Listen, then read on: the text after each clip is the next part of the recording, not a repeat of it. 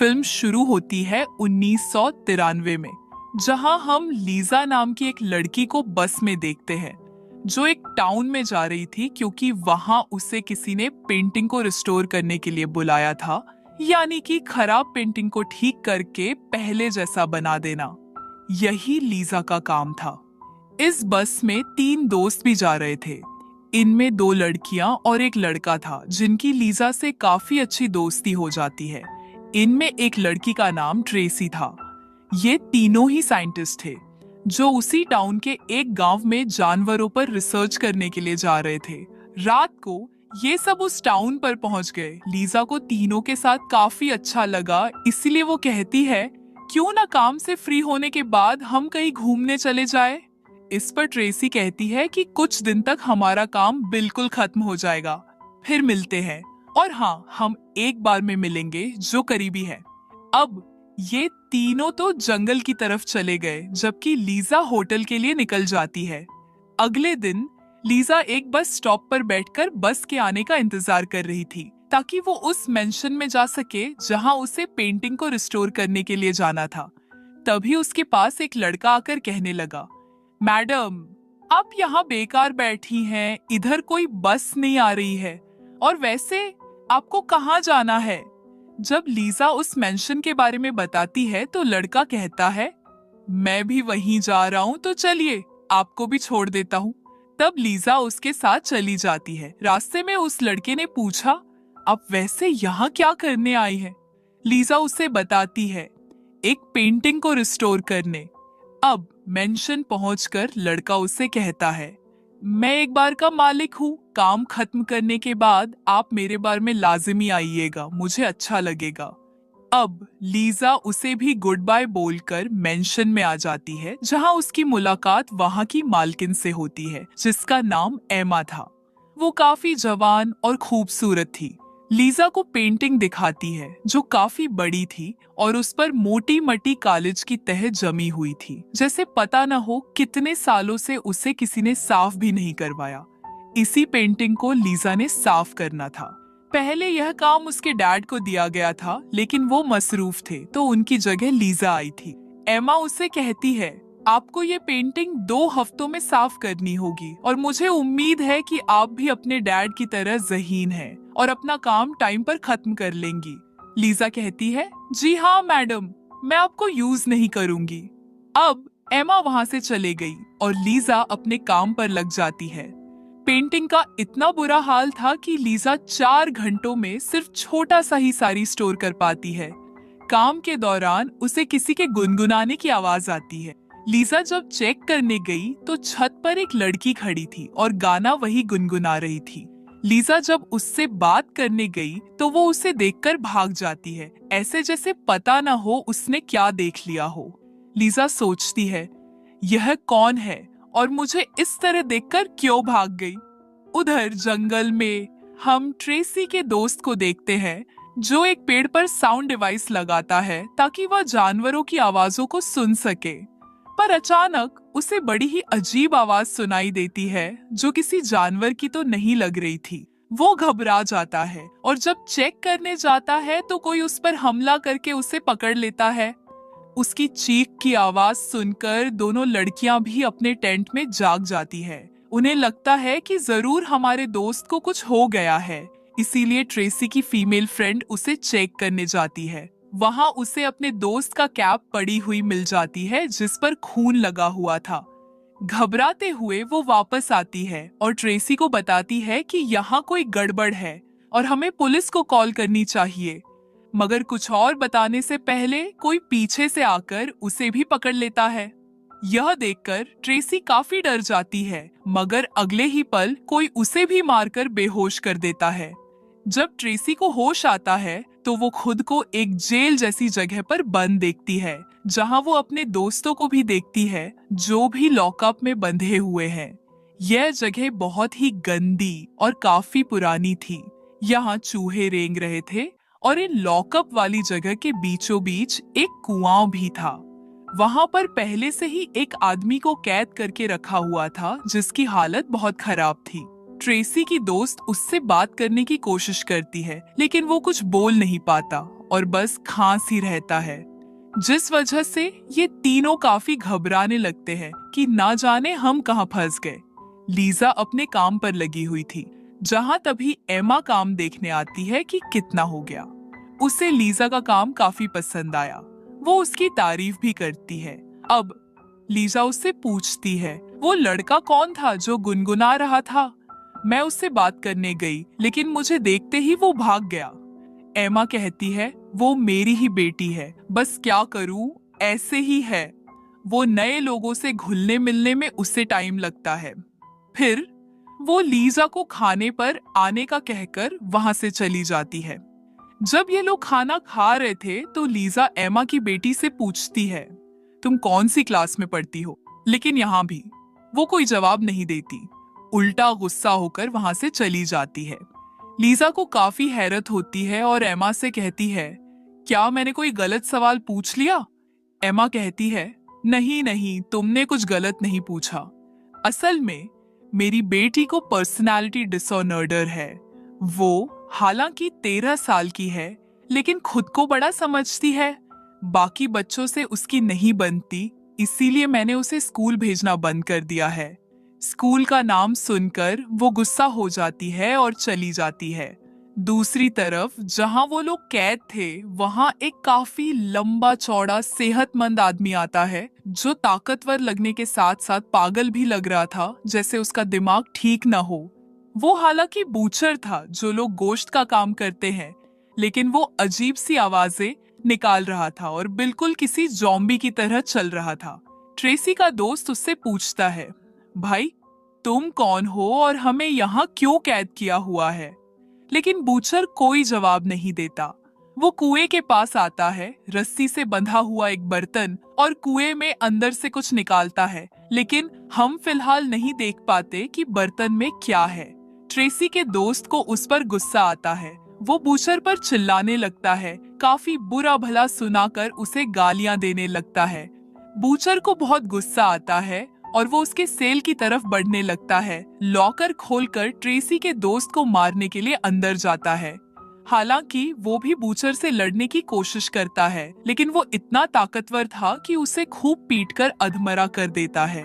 जब उसका दिल नहीं भरता तो बड़ा सा बूचर नाइफ उठाता है, जिससे वो ट्रेसी के दोस्त के पेट को चीर के रख देता है और उसे ऐसे उठाकर कुएं में फेंक देता है, जहां कुएं में किसी चीज ने उस पर हमला कर दिया। हम बस उसकी चीख की आवाज ही सुन पाते हैं, जो सुनकर ट्रेसी और उसकी दूसरी दोस्त भी कांप जाती है। मेंशन में पेंटिंग को साफ करते हुए लीजा को एक भयानक मॉन्स्टर का चेहरा दिखाई देता है। वो जब उसे कट्टर से साफ करने लगती है तो उसके हाथ में चोट लग जाती है। पट्टी वगैरह बांधकर लीजा एक बार फिर काम पर लग जाती है। अब अचानक लाइट्स ऑफ हो जाती है। लीजा को तभी अपने डैड नजर आते हैं, जो उसे कहते हैं, मैंने तुम पर भरोसा करके अच्छा नहीं किया, यहाँ से काम छोड़ के फौरन भाग जाओ। इतना कहकर उन्होंने एक कट्टर से अपना गला काट लिया। यह देख लीजा काफी डर जाती है, पर अगले ही पल उसके डैड वहां से गायब हो चुके होते हैं, यानी कि ये बस उसका बुरा ख्याल था। लॉकअप वाली जगह पर पहला कैदी उनसे कहता है, मुझे बाहर जाने का रास्ता मालूम है, अगर मैं बाहर चला गया तो मदद ला सकता हूँ, मगर जो छोटा रास्ता है मैं उसे खोल नहीं पा रहा। तब ट्रेसी की दोस्त उसकी तरफ अपना पेपर कटर फेंक देती है, क्योंकि वो थोड़ा दूर था, लेकिन जैसे तैसे वो उसे ले लेता है। लड़कियां इससे खुश हो जाती हैं, क्योंकि इस आदमी के रूप में उन्हें उम्मीद नजर आ रही थी कि हम यहाँ से बचकर निकल जाएंगे। वो आदमी फिर उस रास्ते को खोलने की कोशिश करने लगता है। उधर लीजा जब सो रही थी तो अचानक उसके पीछे से एक बिना बालों वाली औरत आ जाती है। वो लीजा का गला पकड़ लेती है। उसने कपड़े भी नहीं पहने हुए थे। लीजा खुद को छुड़वाने की कोशिश करती है, लेकिन औरत बहुत ताकतवर थी। वो लीजा पर हमला करती रहती है, पर अगले ही पल लीजा की आंख खुल जाती है। उसे पता चलता है कि यह भी मेरा बुरा सपना ही था। पर जब उसने सामने देखा तो पेंटिंग में वह उसे बिना बालों वाली औरत को देखती है। लीजा जब उसे देख रही होती है तो उसके कानों में किसी लड़की की दर्द भरी आवाजें सुनाई देने लगती है। तभी यहाँ पर एमा की बेटी आती है। वो बताती है कि बिना बालों वाली औरत एक विच है, एक चुड़ैल जो सालों से इस मेंशन में रह रही है। साथ ही ये पेंटिंग भी कर्ड है, इनके शाप भी है। अगर तुम इसे पूरा रिस्टोर कर दोगी तो तुम भी शापित हो जाओगी, तो अपना काम यही छोड़ के वापस चली जाओ। इतना बोलकर वो वहां से चली जाती है, लेकिन लीजा को कुछ समझ नहीं आता कि वो क्या कहकर चली गई है। वो फिर बार के मालिक से मिलने जाती है और उसे अपना सारा मसला बताती है कि पेंटिंग बहुत ही ड्राउन और अजीब है। जब से मैं यहाँ आई हूँ मुझे अजीब ड्राउन सपने और ख्याल आते हैं जो बिल्कुल सच लगते हैं। इस पर वो कहता है, ऐसा कुछ नहीं है जैसा तुम सोच रही हो। ये सब तुम्हारे साथ काम के टेंशन लेने से हो रहा है। तुम्हारे पास पेंटिंग रिस्टोर करने का टाइम कम है, जानता हूँ, लेकिन मुझे उम्मीद है कि तुम वो कर दोगी और तुम्हारे डैड भी तुम पर बहुत नाज करेंगे। कहते हुए वो लीजा की हौसला अफजाई करता है ताकि वो अपना काम अच्छे से कर सके और टाइम पर पूरा कर दे। उधर बुचर फिर से आता है। एक बार फिर रस्सी से बंधा बर्तन वो कुएं में उतारता है। वहां जो कोई भी रह रहा था वो अपना हाथ काटकर बर्तन में अपना खून डालता है। बुचर फिर बर्तन बाहर निकालकर वहीं रख देता है और अब वो उस कैदी आदमी को कुएं में फेंकने के लिए जाने लगता है। ट्रेसी की दोस्त सोचती है हम बाहर कैसे निकल पाएंगे, इसीलिए वो बूचर को गालियां निकालकर उसका ध्यान अपनी तरफ करती है। इसीलिए बूचर अब आदमी को छोड़कर ट्रेसी की दोस्त के पास आकर उसका गला पकड़ लेता है। फिर वो उसका लॉकअप खोलकर घसीटकर उसे बाहर लाता है। बूचर नाइफ से उसका एक हाथ काटकर अलग कर देता है। वो अभी भी नहीं रुकता और टॉर्चर करने के लिए उसे और तकलीफ देने लगता है। हम देखते हैं कि उसके पास अलग अलग किस्म के बहुत सारे हथियार हैं, जिनमें से वो सबसे खतरनाक नकील हथियार को चुनता है, जिसकी मदद से वो उसके पेट से मांस और खाल निकालने लगता है, जिससे वो दर्द में तड़पने लगता है। ना सिर्फ यह, बल्कि वो तो उसके चेहरे की खाल भी निकालने लगता है, जिसके साथ उसकी एक आंख भी निकलकर बाहर आ जाती है। फिर वो उसे उठाकर कुएं में फेंक देता है और कुएं में जो भी चीज रहती थी या हम पहली बार उसे देख पाते हैं, ये दरअसल एक भयानक क्रिएचर था जो दिखने में भी काफी डरावना लग रहा था और इसकी शक्ल पेंटिंग वाले क्रिएचर से मिलती जुलती थी। वो दर्दनाक तरीके से ट्रेसी की दोस्त का पेट छीड़ देता है, फिर उसकी अंडियां निकालकर बुरी तरह खाने लगता है और उस बेचारी की मौत हो जाती है। उधर एमा की बेटी एक कपल को देखकर जेलस होते हुए रोने लगती है, जहां तभी उसके पास लीजा मिलने आती है। वो कहती है, तुम्हें आखिर क्या परेशानी है, मुझे बता सकती हो?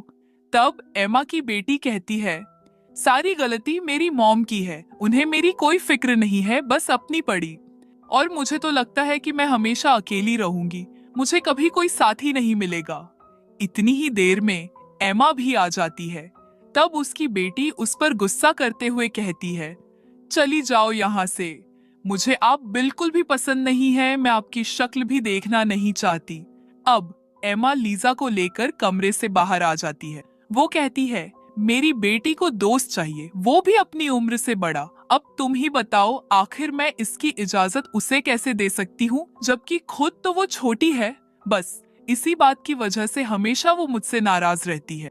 पेंटिंग वाला काम करने के बाद जब लीजा सो रही थी तो उसके कमरे में ट्रेसी एक व्हीलचेयर लेकर आती है। वो रो रही थी। व्हीलचेयर पर उसका जख्मी दोस्त बैठा हुआ था, जिसके पूरे जिस्म से खून निकल रहा था, जगह जगह से मांस नोचा हुआ था। ट्रेसी लीजा को देखकर बुरी तरह रोते हुए उससे मदद मांगती है, लेकिन अगले ही पल लीजा उठ जाती है। यानी कि यह भी उसका बुरा सपना था, पर इससे वो इतना डिस्टर्ब हो गई कि अपने दोस्त बार के मालिक से मिलने जाती है और कहती है, मैं बहुत परेशान हो गई हूँ सारी सूरत हाल से और अब मैं यहाँ नहीं रुक सकती, मुझे वापस जाना है, मुझे बहुत डर लग रहा है, यहाँ ऐसा लगता है जैसे इस पूरी जगह पर कोई अजीब सी चीज है। बार का मालिक कहता है, ऐसा कुछ नहीं है जो तुम्हें नजर आ रहा है, वो बस बुरे सपने और ख्याल है और तुम्हें अपना पेंटिंग वाला काम नहीं छोड़ना चाहिए। इतने टाइम से मैं भी तो यहाँ रह रहा हूँ, मुझे तो कभी कुछ अजीब नहीं लगा। अब लीजा उससे कहती है, बस में मेरे साथ 3 और लोग भी आए थे। मेरी उनसे दोस्ती हो गई थी। क्या वो तुम्हारे बार में आए थे? लीजा पूछती है, क्योंकि मैंने ही उनसे कहा था कि काम खत्म करने के बाद बार में मिलने आना। इस पर वो इनकार करते हुए कहता है, नहीं तो मैंने तुम्हारे अलावा किसी को भी नहीं देखा। लीजा कहती है, मगर ऐसा कैसे हो सकता है, क्योंकि मैंने ही उनसे कहा था कि हम कहीं घूमने चलेंगे काम खत्म करके। बार का मालिक कहता है, क्या पता वो काम खत्म करके वापस चले गए हो। हाँ, मैं एक काम कर सकता हूँ। तुम ऐसा करो, काम समय पर निपटा लो, हम दोनों कहीं घूमने चलेंगे ताकि तुम्हारी टेंशन थोड़ी कम हो सके। अब लीजा को भी लगने लगा कि हो सकता है यह सब काम के स्ट्रेस की वजह से हो रहा हो। मेरे साथ तो रात को सोने से पहले वो स्ट्रेस की गोलियां लेती है और अचानक उसे बार टब में से किसी लड़की के रोने की आवाज आती है। लीजा जब पर्दा हटाकर देखती है तो बार टब में ट्रेसी की दोस्त जख्मी हालत में पड़ी हुई थी। उसका ना एक हाथ था और ना एक आंख, और वो दर्द की वजह से ही रो रही थी। उसे देख लीजा काफी घबरा गई और वहां से भागने लगती है। पर तभी सामने से एमा आ गई। वो देखती है कि बार टब का नल खुला हुआ है और उसमें पानी भर रहा है। वह लीजा से पूछती है, ये सब क्या है? पर जब उसने लीजा की स्ट्रेस की दवाई देखी तो उससे पूछती है, क्या तुम नशा लेती हो? तब लीजा जवाब देती है, मुझे कुछ टाइम चाहिए, एक ब्रेक, क्योंकि मैं फिलहाल काम करने की हालत में नहीं हूँ। पर एमा मना कर देती है और कहती है, तुम्हें टाइम पर कैसे भी करके काम खत्म करना होगा, क्योंकि तुम्हारे डैड ने मेरे साथ एक एग्रीमेंट किया था कि अगर तुम काम को टाइम पर खत्म नहीं कर पाई तो मैं तुम्हारा स्टूडियो बंद करवा दूंगी। उधर उस कैदी ने आखिर बाहर जाने का रास्ता खोल लिया था, पर जैसे ही वो बाहर जाने लगा, क्रिएचर उस आदमी को पकड़ लेता है। वह उसका पूरा चेहरा नोच नोच कर खाने लगता है, फिर उसका पूरा जिस्म भी खाने लगा और ट्रेसी उसकी दर्द भरी चीखें सुनकर कांप उठती है। दूसरी तरफ एमा कुछ पी रही थी जो खून की तरह लग रहा था, और तभी उसके पीछे बिना बालों वाली विच आकर खड़ी हो जाती है। यानी एमा की बेटी ने जो कहा था, सच कहा था कि वो विच इस घर में रहती है। और यह सीन देखकर लगता है जैसे एमा और ये विच एक दूसरे को जानते हैं। लीजा जब पेंटिंग साफ कर रही थी तो उसने बहुत ही भयानक चीज देखी। उसने जैसे एक लड़की को कुर्बान किया जा रहा था, उसे फांसी पर लटकाकर। इतने में एमा की बेटी भी यहाँ आ गई, जो काफी घबराई हुई थी और एक बार फिर उसे पेंटिंग का काम करने से मना करती। अब जाकर वह सारी बात बताती है। यह पेंटिंग 1493 में बनाई गई थी और उस टाइम के सबसे खतरनाक वाकये को इस पेंटिंग में दर्शाया गया है। कुछ खतरनाक शैतानी लोगों ने एक छोटी लड़की की कुर्बानी दी थी, एक खतरनाक क्रिएचर को बुलाने के लिए, ताकि वो उस क्रिएचर को बुलाकर अपने कंट्रोल में कर सके और उसे अपने लिए इस्तेमाल कर सके। यहाँ हम देख पाते हैं कि उस विच के साथ एमा भी मौजूद है, जिसका मतलब साफ था कि एमा भी एक विच थी, और दोनों इस टाइम कोई मंत्र जैसी चीज पढ़ रहे थे, जिसे पढ़कर वो ग्रेजर उनके सामने घुटनों के बल बैठ जाता है। यानी कि उन्हें अपने वश में करने में ये लोग कामयाब हो गए। अब एमा की बेटी लीजा को बताती है, उस टाइम इस कर्स को मेरी माँ ने जिंदा किया था और उसे अपने कंट्रोल में इसलिए किया था ताकि वो क्रिएचर का खून पीकर हमेशा जवान और खूबसूरत बनी रही। यानी कर्स मेरी माँ के लिए शिया आपसे ज्यादा कोई खजाना था। उन्होंने अपने साथ साथ मुझे भी ये कर्स लगा दिया था जब मेरी माँ ने वो सब किया था। उस टाइम मेरी उम्र 13 साल थी। कर्स की वजह से मेरी उम्र 13 साल पर ही रुक गई। लेकिन हाँ, आज रात इस कर्स का असर खत्म होने वाला है, क्योंकि उस टाइम भी रेड मून की रात थी और आज भी रेड मून की ही रात है। अगर आधी रात को चांद की रोशनी इस पूरी रिस्टोर पेंडिंग पर पड़ गई तो फिर यह कर्स एक बार फिर पूरे 500 सालों के लिए जिंदा हो जाएगा। इसीलिए फिर एमा की बेटी कहती है, पेंटिंग का काम यही खत्म कर दो। अब लीजा को लग रहा था जैसे वो कोई कहानी बना रही है, इसलिए वो कहती है, तुमने जो स्टोरी मुझे सुनाई है वो बहुत अच्छी है, लेकिन फिलहाल यहाँ से जाओ। मुझे आज ही इस पेंटिंग का काम खत्म करना है। ये सुनकर एमा की बेटी कहती है, मैं कोई कहानी नहीं बना रही। वो क्रिएचर एक लॉकअप वाली जगह पर बने कुएं में है, जिसे खिलाने के लिए उन्होंने 3 लोगों को पकड़ा है। फिर वो लीजा को उनका हुलिया बताती है, जो सुनकर कहीं ना कहीं लीजा को लगा कि ये तो ट्रेसी और उसके दोस्त हैं। ये बात उसे टाली नहीं गई। वो एमा की बेटी से पूछती है, बताओ इस टाइम वो तीनों लोग कहाँ हैं? तब एमा की बेटी उसे अपने साथ ले जाती है और उसे एक खुफिया दरवाजा दिखाती है, जहां से वो अंदर लीजा को उसी बुचर को दिखाते हुए कहती है, उनके लिए लोगों को पकड़ पकड़ कर लाने का काम यही करता है। ये देख, हम समझ पाते हैं कि वो लॉकअप वाली जगह मेंशन के साथ ही जुड़ी हुई है।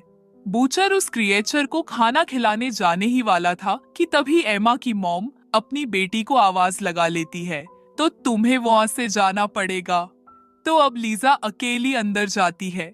उसे वहां एक काफी पुराने टाइम का हथियार मिलता है, जिसे लेकर वो बूचर का पीछा करने जाती है, पर तभी उसका पैर कुछ सामान से टकरा जाता है, जिससे आवाज पैदा होने की वजह से बूचर अलर्ट हो गया।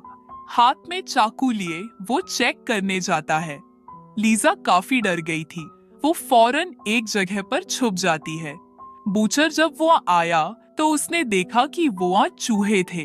उसे लगा कि शोर इन्हीं से आया होगा, तो लीजा को बिना देखे ही वो यहाँ से चला जाता है। वो अब ट्रेसी के लॉकअप की तरफ बढ़ा, लेकिन उसे क्रिएचर को खिलाने से पहले वो उसके साथ गलत हरकत करने की कोशिश करता है। ट्रेसी उसके घुटने पर जोर से टांग मारती है और उठकर वहां से भागने लगती है, मगर उस बेचारी को ठोकर लग जाती है। वो गिर जाती है और एक बार फिर पकड़ी जाती है। अब बूचर उसे टॉर्चर करने के लिए अपना बूचर नाइफ उठाता है और उसी आग में अच्छे से गर्म करके वो ट्रेसी के चेहरे पर लगाता है। वो बेचारे दर्द में तड़पने लगते हैं, क्योंकि उसका पूरा गाल जल गया था। बूचर फिर उसे उठाकर कुएं में फेंकने लगता है, लेकिन तभी लीजा आकर उस पर हमला कर देती है। ट्रेसी उसके हाथ से छूट जाती है, मगर वो कोट के किनारों को पकड़ लेती है। अब बूचर और लीजा को मारने के लिए आगे बढ़ा, लेकिन लीजा उसे मार मार कर जख्मी कर देती है। जब वो नीचे पड़ा हुआ था तो लीजा ट्रेसी को कुएं से निकाल लेती है और दोनों भागने लगते हैं। बूचर को जब होश आया तो उसने देखा कि अब तो क्रिएचर को खिलाने के लिए कोई भी नहीं रहा। तभी क्रिएचर टाइम पर खाना कुएं से बाहर आ जाता है। वो बूचर को काटने लगता है और उसे नोच नोच कर खाने लगता है। लीजा और ट्रेसी जब मेंशन से भागने लगती है तो सामने से क्रॉस बो लिए बार का मालिक आ जाता है। दोनों उसी मदद की मांग करते हैं, लेकिन वो उल्टा क्रॉस बो से उन पर ही हमला कर देता है। उसका तीर ट्रेसी के मुंह में जा लगाता है, जिससे वो वही खत्म हो जाती है। फिर वो क्रॉसबो दिखाते हुए लीजा को वापस मेंशन के अंदर ले जाता है, जहां कर से जुड़े सारे लोग लीजा का इंतजार कर रहे हैं और जबरदस्ती उसी पेंटिंग को साफ करने का कहते हैं। लीजा जब अपना काम कर रही थी तो उसे पेंटिंग में एमा के साथ साथ बार का मालिक भी दिख जाता है, जिससे वो समझ गई कि ये भी कर्ज का हिस्सा है, क्योंकि वो बार बार लीजा को पेंटिंग का काम खत्म करने के लिए उसकी हौसला अफजाई कर रहा था।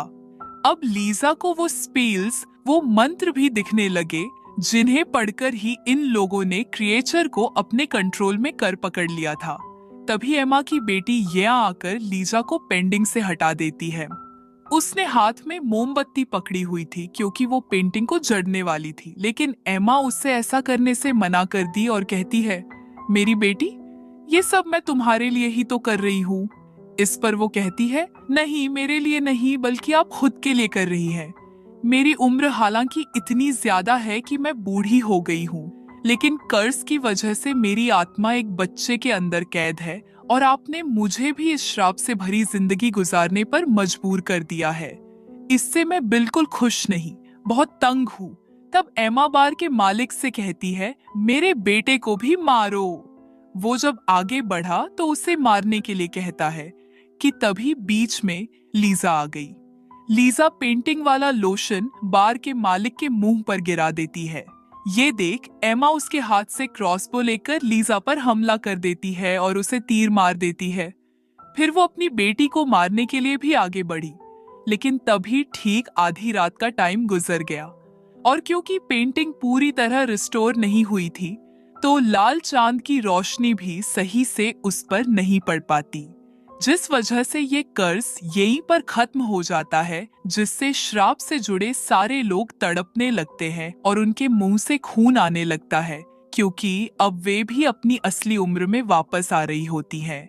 एकदम से सब लोग बूढ़े हो गए और क्योंकि उनकी उम्र हजारों साल थी, इसीलिए राख बनकर वे उड़ जाते हैं। तभी एमा की बेटी को भी कुछ होने लगता है। वो लीजा से कहती है, मुझे माफ करना, मैं भी तुम्हारी मदद नहीं कर पाऊंगी, मेरा भी टाइम आ गया है, मुझे जाना होगा। वो भी फिर बूढ़ी हो जाती है, लेकिन अपनी असली उम्र में आकर काफी खुश होती है, क्योंकि आज फाइनली इस श्राप से उसे छुटकारा मिल गया है और फिर वो भी राख में बदल जाती है। अब जैसे तैसे लीजा अपना तीर निकालकर खुद को संभालते हुए येया से जा रही है, तभी सामने से वो क्रिएचर आने लगता है। इसीलिए लीजा जल्दी से दरवाजा बंद करके उस पेंटिंग की तरफ भागती है और स्पेल्स वाले हिस्से को साफ करने लगती है। जब तक क्रिएचर दरवाजा तोड़कर अंदर आता, स्पेल्स वाला हिस्सा साफ होकर नजर आने लगा था। लीजा जैसे स्पेल्स को पढ़ती है, क्रिएचर तड़पने लगता है, यानी इस बार लीजा ने उसे कंट्रोल में कर पकड़ लिया था। इसके बाद हम कहानी में सीधा 30 साल के बाद का टाइम देखते हैं, जहां पेंटिंग पूरी तरह रिस्टोर हो चुकी थी, जिसे जाहिर है कि लीजा ने ही साफ किया था, क्योंकि अब वो इस मेंशन में रहने लगी थी। लेकिन हम देखते हैं कि हालांकि 30 साल गुजर गए हैं, लेकिन लीजा आज भी वैसी की वैसी ही है, यानी वो आज भी जवान ही दिखाई दे रही है। उसने उस जगह को एक लैब में बदल दिया था और यह उसने क्रिएचर को खुला नहीं छोड़ा था, बल्कि पकड़ के रखा था। वो क्रिएचर के खून को अमीर अमीर लोगों को बेचकर बिजनेस चला रही थी और उसने ऐसा तरीका भी ढूंढ लिया था जिसमें वो क्रिएचर को बिना इंसान खिलाए भी जिंदा रख सकती थी। अब लीजा इतना इसलिए बदल गई थी क्योंकि जी हाँ, वो भी श्रापित हो गई थी, क्योंकि जैसा कि एमा की बेटी ने कहा था, अगर तुम पेंटिंग को रिस्टोर करोगी तो तुम भी श्रापित हो जाओगी।